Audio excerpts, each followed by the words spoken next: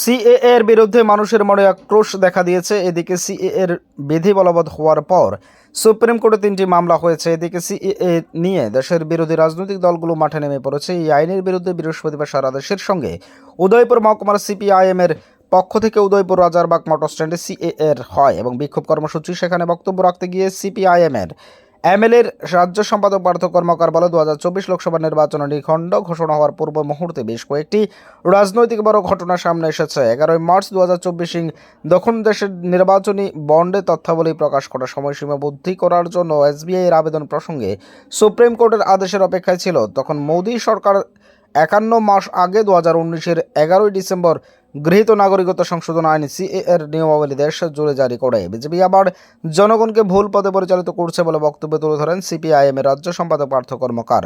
CAA এর বিরুদ্ধে সারা রাজ্যে জনগণকে এই আইনের বিরুদ্ধে ঐক্যবদ্ধ হয়ে আন্দোলন গড়ে তোলার জন্য আহ্বান রাখেন তিনি। সিএএ নিয়ে তার যে দেশবাসীকে ভুল পথে পরিচালনা করার তার যে কৌশলী চাল, সেই কৌশলী চালের বিরুদ্ধে আজকে সারা দেশের মানুষকে পাল্টা জবাব দিতে হবে এবং মানুষের কাছে সিএএ এর অভিজ্ঞতাকে নিয়ে যেতে হবে। আমরা দেখেছি 2019-এর 11 ডিসেম্বর এই সিএএ আইন পাশ করার পরে দেশের শাহিনবাগ আন্দোলন তৈরি হয়েছে।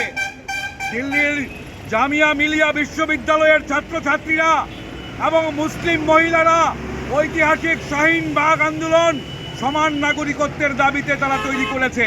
সংবিধান আমাদের